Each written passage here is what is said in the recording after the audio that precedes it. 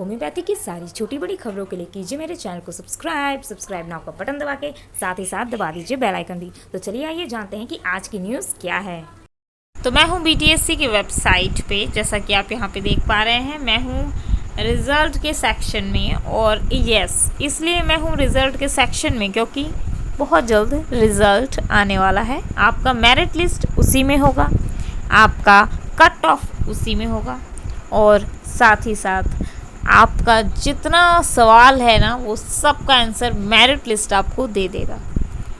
अब बात आती है सेकंड लिस्ट की और बहुत सारे क्वेरीज़ की, लेकिन रिज़ल्ट कब तक आएगा ये क्वेश्चन सबके दिमाग में है और आप सभी जानना चाहते हैं कि रिज़ल्ट कब तक आने के चांसेस हैं।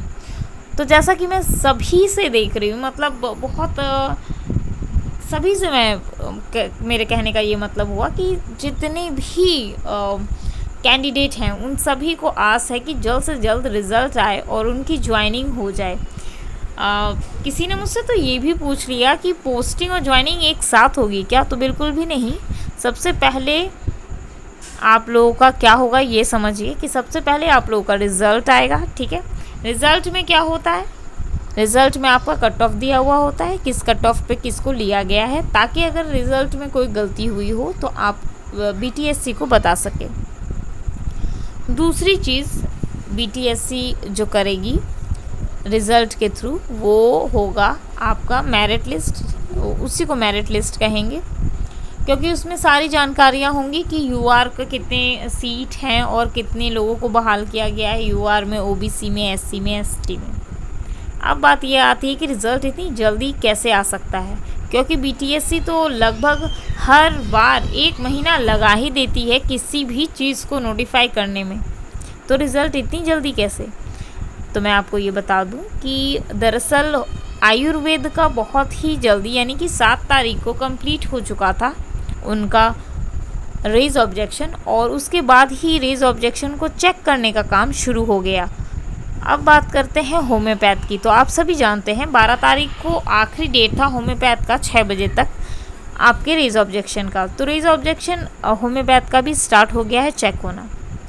अब बात कर लेते हैं यूनानी की। तो यूनानी का भी रेज ऑब्जेक्शन जो है वो चेक अभी नहीं हो पाएगा, और वो 18 तारीख के बाद ही चेक होना शुरू होगा, 18 तारीख 6 बजे शाम तक।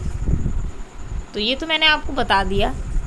अब क्योंकि बीटीएससी को थोड़ा सा प्रेशर है जो स्वास्थ्य विभाग है उसके तरफ से, क्योंकि सेकंड बहाली वो ले नहीं पा रही है, और आप सभी जानते हैं कि चुनाव जो है बहुत ही जल्द होने जा रहे हैं। तो जैसा कि चुनाव बहुत जल्द होने जा रहा है, जिसके कारण बीटीएससी बिल्कुल भी नहीं चाहती है कि देरी हो, और ये सरकार भी नहीं चाहती है कि देरी हो। बहुत जल्द आपको रिज़ल्ट देखने को मिलेगा और आपके सारे क्वेरीज़ के आंसर ना रिज़ल्ट में रहेंगे। तो ऑल द बेस्ट रिज़ल्ट के लिए आप सभी को। साथ ही साथ मैं एक और बात यहाँ पे जोड़ना चाहूँगी रिज़ल्ट को लेके कि रिज़ल्ट, ये क्वेश्चन बहुत ज़्यादा आप लोग मुझसे पूछ रहे हैं कि कट ऑफ क्या होगा, किस टाइप का कट ऑफ होगा, क्या कट ऑफ जो मैंने बताया है वो बदलेगा, और बदलेगा तो सेकंड मेरिट लिस्ट आने के चांसेस हैं या फिर कट ऑफ बहुत हाई जाने के चांसेस हैं। देखिए जो मैंने बताया है वो लगभग वैसा ही कट ऑफ रहेगा, पहली चीज़। दूसरी चीज़ कि होम्योपैथ का ही सेकंड लिस्ट आने का चांस है। तो जब होम्योपैथ का सेकंड लिस्ट आने का चांस है तो फिर होम्योपैथ का ही जो है रेज ऑब्जेक्शन भी बहुत ज़्यादा होम्योपैथ में डाले गए हैं।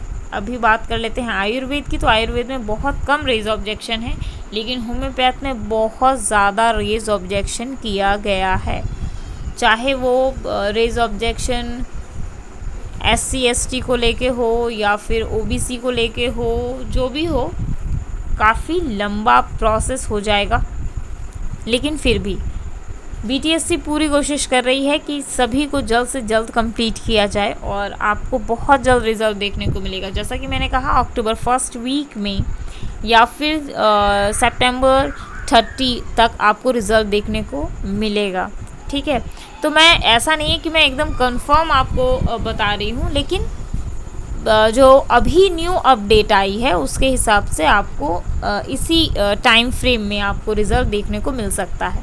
अगर मान लीजिए किसी कारणवश डिले हो गया तो भी 15 अक्टूबर तक इनको रिज़ल्ट देना ही देना है। लेकिन अब कुछ कह नहीं सकते कि कभी भी कुछ भी डिसाइड हो जाता है। कई बार ऐसा हुआ भी है, मैंने आपको दिखाया भी है, बताया भी है। तो ऐसा हो सकता है कि ये थोड़ा और डिले कर दे, लेकिन नवंबर तक इनको ज्वाइनिंग प्लस पोस्टिंग सब दे देंगे। अब कई लोगों का कहना है कि ज्वाइनिंग पोस्टिंग साथ में देंगे या अलग अलग देंगे, तो उस क्वेश्चन का आंसर मैं दे दूँ आपको कि सबसे पहले तो रिज़ल्ट आएगा आपका। रिज़ल्ट आने के बाद आप ये देख सकेंगे कि कितने कट ऑफ पे लिया गया है। अगर मान लीजिए कोई छूट जाता है या किसी का कट ऑफ आ रहा है लेकिन वो नहीं आ रहा है, तो BTSC को कह सकता है कि मैं इस कट ऑफ पे आ रहा हूँ और मेरा नाम नहीं दिया गया है। ठीक है, वही लोग करेंगे जो काउंसलिंग करा चुके हैं। अब सवाल बहुत सारे लोग काउंसलिंग को लेके भी कर रहे हैं कि हमारा काउंसलिंग नहीं हुआ, या इसके ऊपर वीडियो मैं कल आपको डालूंगी, डिटेल वीडियो, जिसमें मैं आपको ये बताऊंगी कि काउंसलिंग जो होम्योपैथ की हुई है उसमें क्या हुआ है। और एक और बात है, फ़र्ज़ी सर्टिफिकेट, बहुत सारे लोगों का फ़र्ज़ी सर्टिफिकेट भी बना हुआ है इस बहाली में।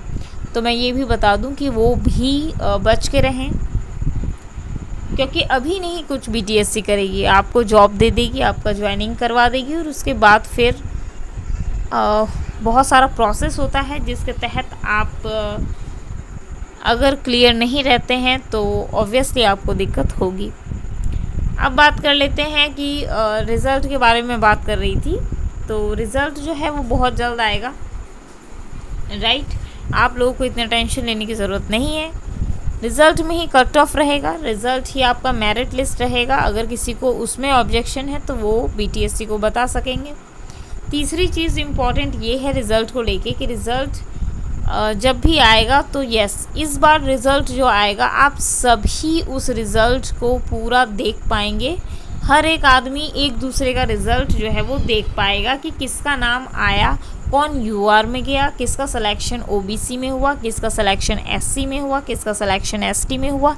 ये सारे क्वेश्चंस जो हैं आप वहाँ पे जो है आपको क्लियर हो जाएंगे। और भी बहुत सारे आपके सवाल हैं, तो वीडियो बहुत लंबा हो जाएगा, इसीलिए अगली बार मैं कोशिश करूँगी आपके सवालों का जवाब देने का। स्पेशली सेकंड लिस्ट, यस मैं खुद चाहती हूँ सेकंड लिस्ट पे एक अच्छा वीडियो बनाया जाए।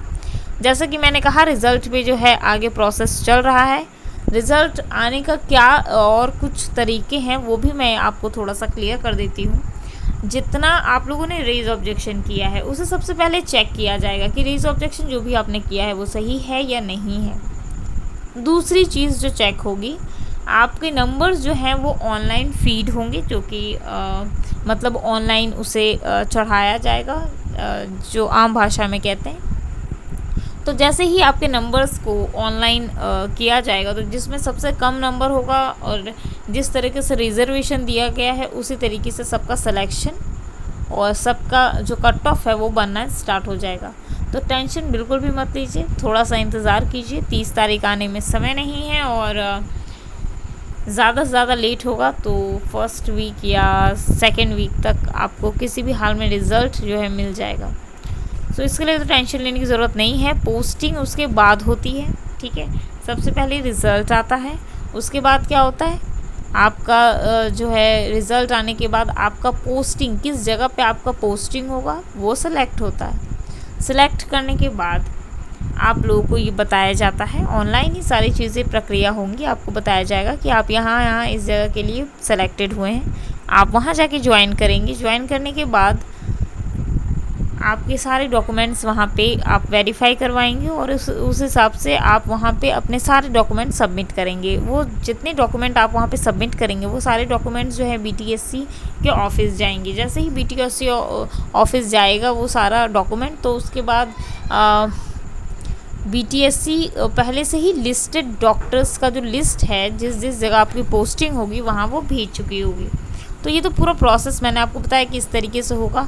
उसके बाद जो आपका मेन 6 मंथ जो ड्यूरेशन होता है जिसमें आपको पैसे नहीं मिलते, उस टाइम पे आपका डॉक्यूमेंट वेरिफिकेशन होता है और उसी टाइम ये जो नकली सर्टिफिकेट्स हैं, फर्जी सर्टिफिकेट वाले बहुत सारे लोग हैं, कई लोगों ने गलत जातियाँ बना के रखी हुई हैं, कई लोगों ने बहुत कुछ करके रखा हुआ है। तो ये सारी चीज़ें जो हैं वो एक एक करके जो है क्लियर होते जाएंगी।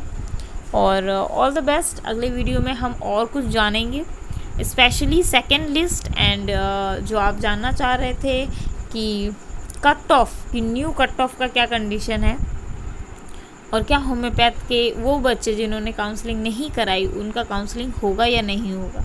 ये सारे सवाल के जितने सवाल हैं आपके, उसके जवाब जो है आपको सेकेंड वीडियो में मिलेंगे।